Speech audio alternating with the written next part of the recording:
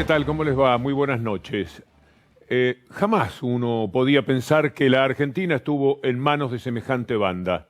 Es algo increíble. Ya no es solamente el desastre cometido con la economía, el despojo a los sectores medios y a los más vulnerables en beneficio de los más ricos, el haber gobernado dándole totalmente la espalda al pueblo. Esa es una infamia.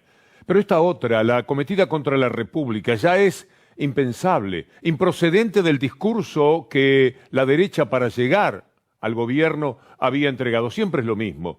La derecha ama a la República y a la democracia cuando no está al poder, pero una vez en ella traiciona absolutamente todos esos postulados y todos esos fundamentos. Lo que ha sucedido en el día de hoy es poner blanco sobre negro de lo que siempre hemos sabido en los últimos años. El accionar villano de un verdadero fraude de gobierno como el que encabezó Mauricio Macri a nombre de las corporaciones, particularmente las mediáticas. Hoy el país ha sabido que a través de 14 detenidos estamos hablando de una banda cuyo número seguramente es más amplio todavía y ya llega a 22, por el que estaba detenido antes y por los que todavía no fueron encontrados. Gente muy importante, gente que está dentro de la Casa Rosada, gente que está dentro de la Casa Rosada y que no ha sido convocada todavía, pero que seguramente tendrán que ser llamados porque los testimonios van a ir apuntando cada vez más alto. Arribas, Magdalani, Arribas, el amigo íntimo de Macri, un hombre que no tenía el mínimo antecedente en ningún cargo de gobierno, solo había sido el hombre que negociaba los pases que le interesaba al Boca de Macri para hacer una gran diferencia con su amigo y socio, en cuyo departamento vive hasta sin pagar, de la relación que tienen. Entonces, porque él sabía que es vivo, que es tramposo, Macri dijo, es a esta el que tengo que tener. Si quiero controlar absolutamente a toda la gente que a Macri le interesa, y a la derecha también, para que el gobierno pueda quedarse para siempre, que este fue el propósito, y por eso se perdieron, porque creyeron que efectivamente lo habían logrado. Las elecciones del 2017 les atrajo una enorme confusión. Pensaron que se habían quedado definitivamente con el país, entonces no importaba nada, porque nunca se iba a saber, porque nunca se iba a descubrir, porque nunca se iban a animar a investigarlos, porque no iba a ser posible, porque tenían absolutamente tomado toda la justicia a través de la infame mesa judicial que presidían Macri, Marcos Peña y Garabano, y estaban todos los demás, el Pepín ese, y otros que rayaban en el comportamiento espurio respecto a la República. Pero también la banda armada con Arribas desde la Oficina de Inteligencia con Magdalani. Provoca un inmenso pesar. De todas maneras, vale la pena escucharlos a ellos para ver si tienen algún tipo de descargo. ¿Qué pueden decir? Uno de los que se animó a hablar, de los que tuvo cara, siempre hay alguno que la tiene, es Oscar Aguad en estos términos. El caso de Darío Nieto es un hombre absolutamente correcto y no tiene nada que ver con la denuncia que se le ha hecho. Era uno de los secretarios del presidente, le diría que era el secretario jefe del presidente. Un hombre absolutamente correcto. No abusó, sino que usó la inteligencia como una herramienta. Como dice la ley, por supuesto. Ahí. ¿Pone las manos en el fuego que solo fue para eso durante la gestión de Macri? Absolutamente. ¿Pone las manos en el fuego que solo fue para eso durante la gestión de Macri? Absolutamente, fue para eso. Aguad haciendo una defensa, después lo vamos a escuchar nuevamente por parte para que no sea irresistible todo lo que tiene para señalar en la defensa improcedente, inaceptable de los valores que él dice que tiene el PRO, que tienen las personas acusadas. Porque ya no se trata de una posibilidad de infundio, de una escucha ilegal, de algo que se dice, de un rumor, de una pretensión política. No, aquí están todos los elementos sobre la mesa. El juez Villena lo dice con muchísima claridad. ¿Qué es lo que le lleva a tomar esta decisión? Y si usted va leyendo con nosotros estas placas, se va dando cuenta de que Villena tiene sumamente claro cuál es el rol que han tenido todos los participantes. Se llevaron la República por delante, no han tenido piedad con nada. Le voy a leer algunos de los párrafos.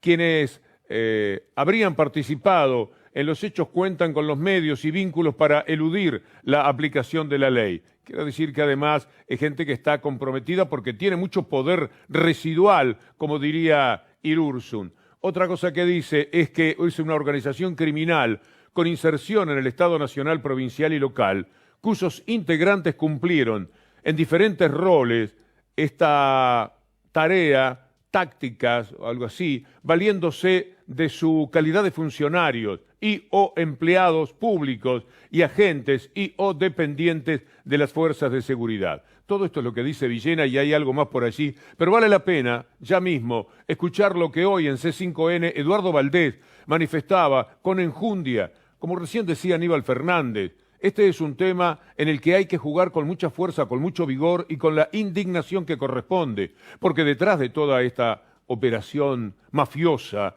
están también los medios de comunicación permanentemente asistiéndolos en el día de hoy. En el zapping uno los veía hablando de los osos peluche, aunque le parezca mentira, y de las sierras nevadas del sur. Todo lo menos que podían dieron en los títulos tan solo lo que había sucedido con los detenidos. Y ya va a ver de qué forma, pero escuchemos a Valdés. En el año 2009 no existían Arribas ni Magdalani. Estaba Elfino Palacios y Ciro James. Y espían a Sandra Macri y a su pareja.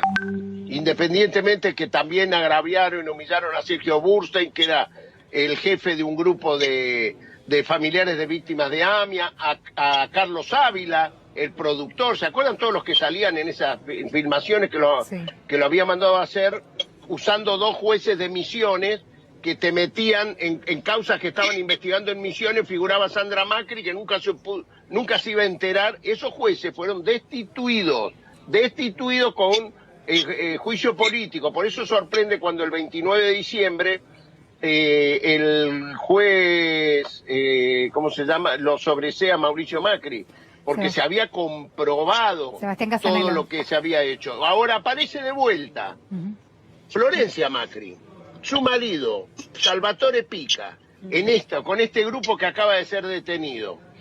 ¿Quién creen ustedes que tenía interés en saber qué era de la vida de la hermana de Mauricio Macri? Magdalani, Arribas, Araque. Además con antecedentes ya de Macri cuando era jefe de gobierno, que también se mostró de esa manera, ¿no? Entonces Roma...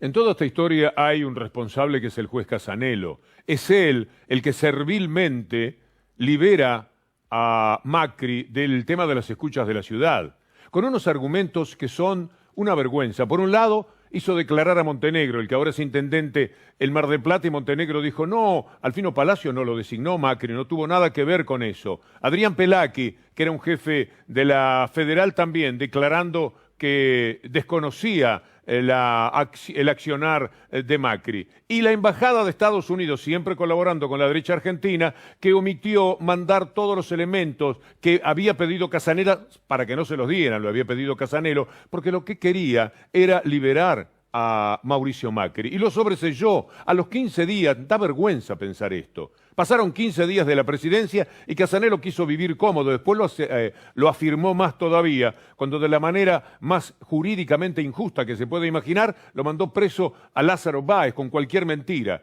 Pero el primer servicio que dio Casanelo fue sobreseer a Mauricio Macri. Por eso, porque Montenegro le dijo, no tiene nada que ver con lo de Elfino Palacio, que era el que había organizado toda la banda. Bueno, escúchelo a Macri del archivo diciendo cómo lo designó él, Alfino Palacios. ¿Qué insististe en darle el cargo que le diste a Palacios pese a que quizás ya estaba objetado por su relación a la causa AMIA? Yo, para no improvisar, me reuní con el equipo y dijimos quiénes son los que pueden tener una foto más clara de qué es lo que pasa en la Argentina con la seguridad. Entonces fuimos a la Embajada de Estados Unidos, a la de Israel, y le dijimos, queremos que nos recomienden cuál es el mejor policía. Y los dos, sin hablar entre ellos, dijeron el señor Palacios. Y ahí lo designó a Palacio. Pero Montenegro le dijo a Casanelo, no fue Macri. Casanelo dijo, no fue Macri. Ah, bueno, entonces lo voy a sobreseer. Con la colaboración de la Embajada de los Estados Unidos y de Pelaqui, que trabajaba para la seguridad de Macri. Eso le hicieron. Entonces Casanelo está detrás de toda esta historia, porque Macri, sobreseído que fue, volvió a las andadas, porque toda la vida estuvo metido en eso. Es evidente. Estar persiguiendo, espiando a una hermana, ahora a otra hermana, que es una pista que además lo lleva también a uno directamente al nombre de Mauricio Macri. Una banda organizada por Arribas, al que le dice, echa un vistazo a mi cuñado porque yo no sé en qué anda. andás a ver con cuánta plata se le queda a mi hermana y cosas por el estilo. Volvamos a los hechos de esta jornada y vean ustedes la doble vara. Para escuchar un periodista de TN diciendo que, bueno, vamos a ver cómo es esta historia de las detenciones que se habían practicado hoy. En cambio, cuando surgió aquello de los cuadernos truchos, sí que le ponían énfasis y sí que ponían el acento en la corrupción y todo lo demás. Es breve, pero vale la pena evocar estos episodios. ¿Qué grado de seriedad tienen estas denuncias? Porque uno se pierde, llega un momento que ya no creen nada. No sabe si Vilena está hablando bien o si está hablando mal, si la denuncia tiene fundamento o es un invento. La verdad que si nosotros nos perdemos, imagínate el hombre común, el que nos ve directamente, creo que hasta pierde la credibilidad. ¿Qué grado de seriedad tiene esta denuncia? 53 millones suma el dinero que está anotado en los cuadernos. ¿Por qué lo anotaba? Mirá, no es que el hombre seguramente no es que anotó para dar una prueba contra debido, pero como manejaba tantos bolsos, no es que anotó para dar una prueba contra debido, pero como manejaba tantos bolsos, esto ya es intuición, esto ya es intuición. ¿Qué grado de seriedad tienen estas denuncias? Si vos tenés que llevar y traer todos los días bolsos con $100.000, anotás quién te lo dio, a quién le diste cada bolso. Sabía que iba a recoger, suponete, $100.000, lo revisaba. Acá me llevo $100.000, lo anotaba, me lo dio fulano en tal empresa, porque uno se pierde, llega un momento que ya no creen nada. Y así se sabe el recorrido del dinero, así se sabe que terminaba en Olivos en Posada, así se sabe que terminaba en Olivos en Posada. La punta del iceberg se veía, pero evidentemente era el hombre que conocía los bolsos. Claro. ¿Está hablando bien o si está hablando mal? Si la denuncia tiene fundamento o es un invento. Creo que hasta pierde la credibilidad. ¿Pero por qué se espía? Al margen de esto que es habitual y ya lo conoce absolutamente todo el mundo. Había una propuesta, un meme, diciendo, jugamos a TN. ¿Y cómo se juega? Uno miente y los demás repiten. Me pareció ingenioso porque así es toda la historia. Y esto es parte de la infamia que se ha vivido, de la cual Macri venía a ser fundamentalmente el gerente, pero todo esto se hace a nombre de un establishment, de una derecha económica, política, ideológica que quería quedarse totalmente con el país, no compartirlo nunca más, abolir lo que la democracia significa, bendita sea, porque entre el hambre y lo que los políticos de la oposición de entonces gestaron, se pudo recuperar más que el gobierno, como la gente que pensamos que va a ser mucho más que eso, quitarnos de encima el oprobio que significaba un gobierno a cargo de Macri. ¿Pero por qué se espía? Usted sabe quién es Edward Snowden. Es el hombre que desbarató un sistema de espionaje muy perverso que tenía los Estados Unidos para el control social. Vamos a escuchar una partecita de lo que Snowden describe por qué se espía a la gente. Durante todo el tiempo que estuviste hasta que diste el paso y decidiste que había algo que no te gustaba, nunca viste cosas raras, nunca había nada que te incomodara. ¿Por qué un día dijiste, voy a hacer esto? But no one in that building, no one in these agencies signed up to watch everyone in the United States, which is what we had ended up doing without there ever being a vote, without the public ever knowing it all. And this is important because even had the public said, yes, this is okay, I'm all right with it. It was forbidden in the Constitution. Cuando uno habla con una persona, piense en usted, en su caso, en una reunión familiar, en la que usted sabe cosas por distintos motivos, porque tuvo algún tipo de información, algo que dijeron de usted, y usted sabe con quién está hablando. Eso da un poder sobre la otra persona. Ahora trasládelo a lo que es un gobierno que además tiene que ver con el poder real, no es un poder político solamente. Es aterrador lo que pasa. Por más que ellos, con Aguad, todo un personaje, procuren defenderse de lo que es un día que puede ser histórico para la Argentina. Es un día, como decía recién que le habían comentado Pablo Dugan, es un día en el que a lo mejor empieza a terminarse para siempre el lawfare en la Argentina. ¿Nadie espió a nadie en la gestión anterior? Nosotros creemos que hay un avance deliberado, infundado, injusto, en contra del gobierno anterior, es premeditado, y que todas estas denuncias que se hacen forman parte de una estrategia del gobierno para enturbiar el clima de la Argentina y buscar impunidades de quienes están siendo objetos de de procesos penales. Creemos que esto forma parte de un plan. Con entusiasmo, Clarín levantó la nota de Aguad para poner ese título y ya empezar a jugar también su partido. Va a ser decisivo, de todas maneras. En la forma olímpica en la que ignoró el hecho más importante del día, hasta solamente en los títulos lo tenía. Insisto, mostrando la nieve del sur y los osos peluches de una gente que parece que se protege con ellos. Eso hacían. Para no hablar de este tema, para evitarlo en todo lo posible. Porque naturalmente ellos son parte también de toda esta historia, porque esta banda está conectada de alguna manera con D'Alessio también. D'Alessio trabajaba para la misma gente que uno de los personajes que dirigía esta banda. En consecuencia, hay vasos comunicantes en toda esta historia, del hombre que era editorialista de Clarín, junto al otro editorialista que es Santoro. Todo esto nos ha pasado y por supuesto van a ser jugadores muy fuertes. Pero alguien también que ostenta un gran conocimiento de este tema porque lo ha seguido en la comisión bicameral, porque siempre le importó, porque siempre lo padeció, es Leopoldo Moró, que dice esto. Responsabilidad del presidente aparece por todos lados. En estos grupos, si le pasaban información, hay una pregunta obvia y casi ingenua. ¿A quién otro, por ejemplo, se le podría ocurrir hacer espionaje ilegal sobre la hermana de Macri que no fuera Macri?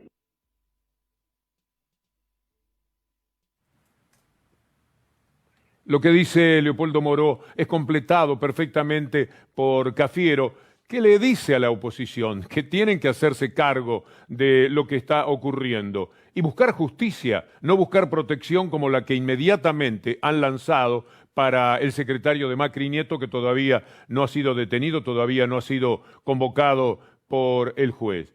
Pero creo que no va a conseguir de ninguna manera que el PRO y sobre todo la gente que acompaña al PRO, hoy ADEPA, una de las instituciones más perversas, vergonzantes, que pueda uno concebir y sobre todo vinculada al periodismo, pero el periodismo del poder, el periodismo de los intereses, el periodismo de los negocios, el periodismo de la antidemocracia, el periodismo antirrepublicano, salvo que ellos estén a cargo del gobierno, también salió a defender todo esto que se ha descubierto por un juez que fue hilvanando cosas. Aquí no es una prueba que está en el aire, es lo que está escrito en los WhatsApp de las propias personas acusadas. Escuchémoslo a Cantero. La primera reflexión es que me parece que sería mucho más sustancioso que tengan una opinión sobre las causas y sobre todo lo que se está descubriendo ahora de espionaje ilegal durante su gobierno. No digo que ellos, yo no tengo pruebas todavía para determinar nada, eso lo determinará el juez, pero me parece que ellos deberían tener una posición tomada sobre eso también. Lejos de eso, lo que terminan haciendo es una declaración más corporativa, de defensa corporativa de su espacio político. Me parece que lo primero que tiene que hacer un espacio político es repudiar ese tipo de prácticas y en última instancia esa sería, creo, la posición más adecuada que deberían tener y no una posición corporativa de defensa cuando en realidad lo que tienen que hacer es ir a la justicia y presentar toda la información que sea requerida. Manejar la inteligencia es algo que le permite normalmente a los gobiernos fuertes, totalitarios, hacerse cargo absolutamente del poder. Se hizo detrás de la cortina de hierro, por supuesto, se hizo en Occidente, se hace en Estados Unidos, se hace en la mayoría de los países, generalmente ese tipo de gobierno totalitario.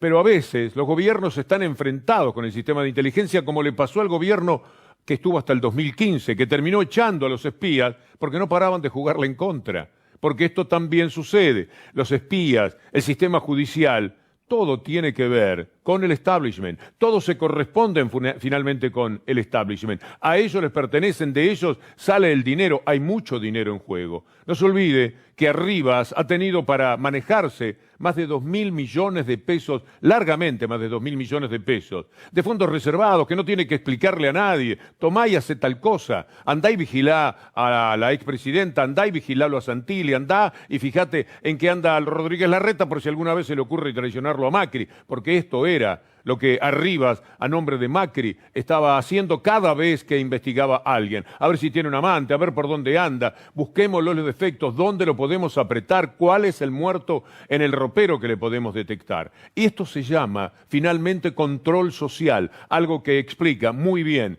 y con conocimiento que seguramente no es superado en todo el mundo por Edward Snowden. ¿A qué tipo de gente se estaba espiando? We were spying on lawyers who were negotiating trade deals over the price of shrimp and clove cigarettes. We were spying on the United Nations Children Fund. We were spying on journalists. We were spying on professors in the United States who were actually, they held security clearances themselves. These weren't people who were known to be associated with violence.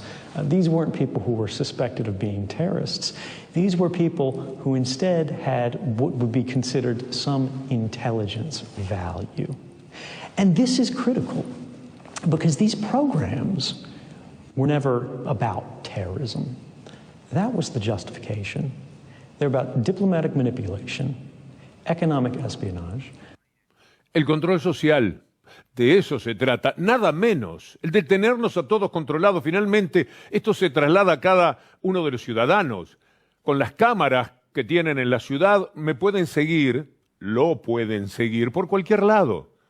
Van hilvanando las cámaras, después tienen quien las edita, suelen dárselos a programas de televisión que también participan de toda esta mafia. Lo que ha pasado en la Argentina, entre el periodismo, los espías y los jueces, es algo que no se puede contar en ningún lado. No lo intente, no hable por teléfono con un familiar que vive en el exterior y quiera narrarle lo que está sucediendo en estos momentos en la Argentina en los tiempos del gobierno de Macri, porque no se lo puede creer. Dice, no, me estás mintiendo, estás exagerando. Lo que pasa es que no lo querés a Macri, no querés el gobierno de derecha o algo por el estilo, porque sí, es cierto, es tan pesaroso admitir que a la República, que a su país le han hecho una cosa como esta, que uno podría terminar negándoselo.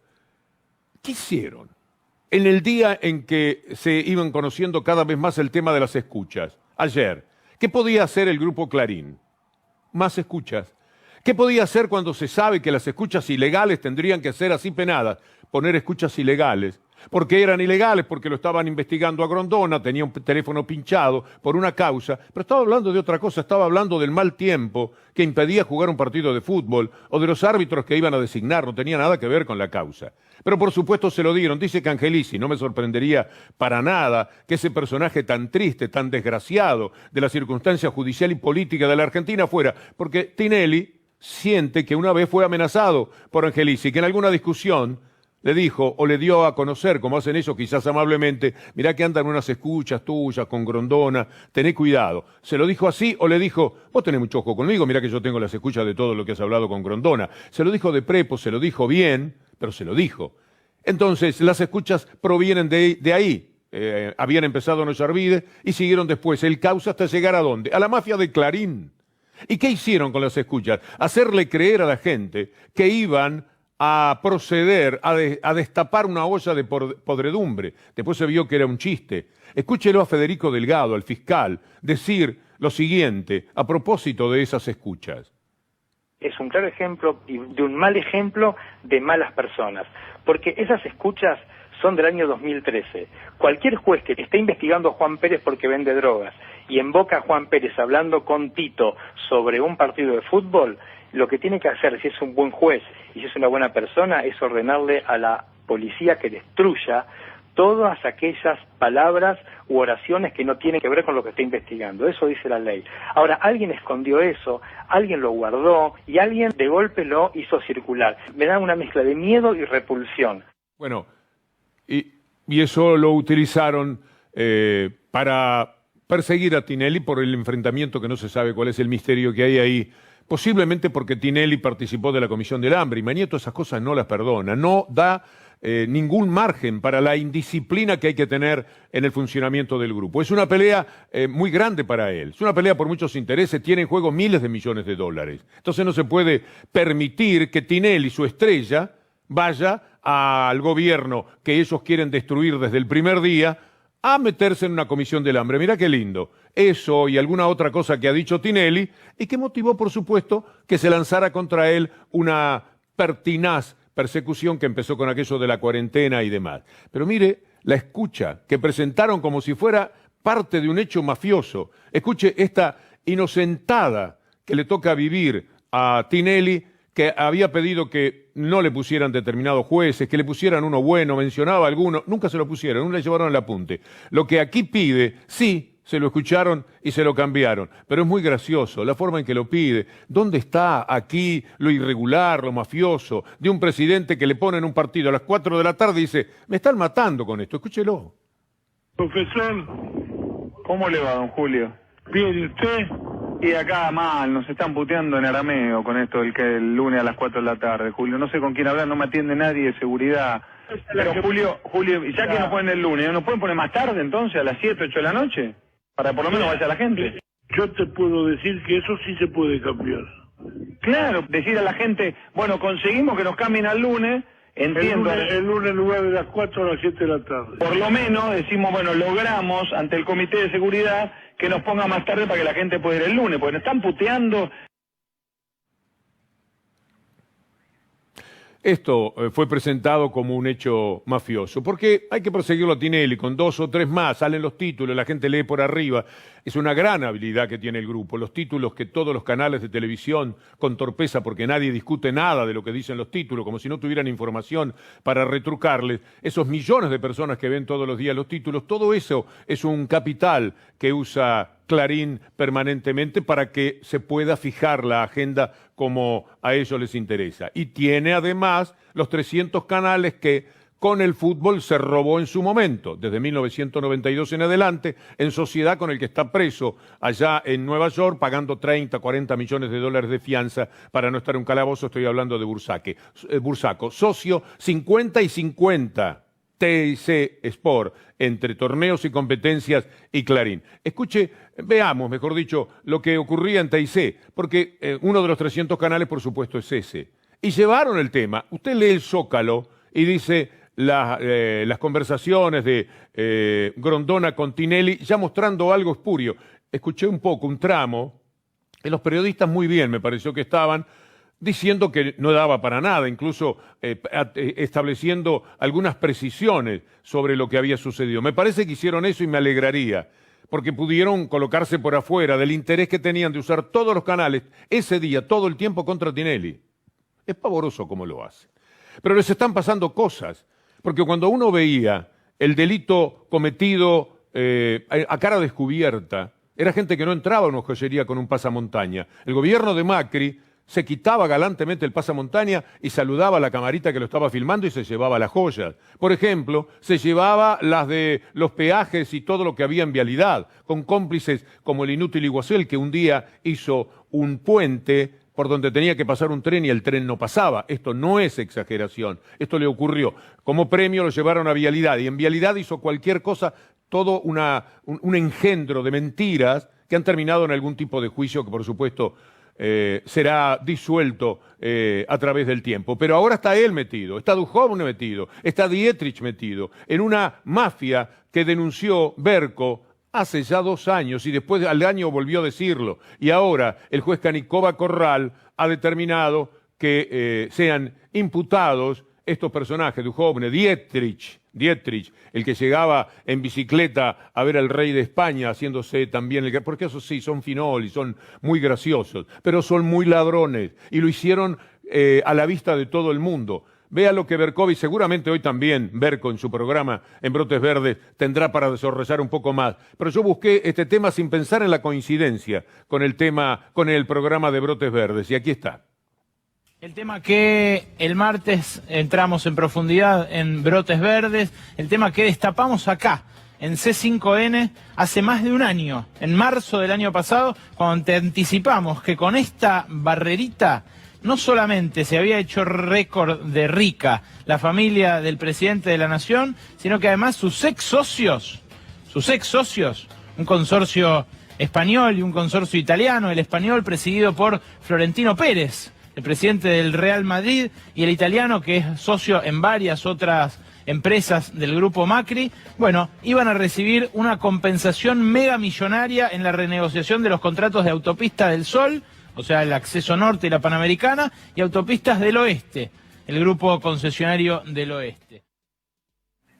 No me perdería esta noche Brotes Verdes. A lo mejor no tenía el programa preparado para eso, porque lo de Canicova Corral sucedió a la tarde, pero seguramente algo más vamos a tener de lo que Alejandro Berkovich mencionó, denunció con toda propiedad, porque lo hicieron creyendo que como se iban a quedar con todo para siempre, no iban a tener que rendir cuentas ante nadie. Ahora van a bailar, ahora van a ver lo que es estafar a cara descubierta al propio país, pero también a la República, con el tema del espionaje, y también a la democracia, en el menoscabo de medios de comunicación que no trepidan en ignorar lo que no les interesa mencionar como noticia porque va en contra de sus propios intereses. Agradezco muchísimo a Javier Cantero en la dirección con Leandro Gabriele, a Juan Manuel García, que me lleva como de la mano, a Mariano Perrino, que está aquí con su cámara, y por supuesto a Julián Capazo y a Anabela Sánchez, para que esto salga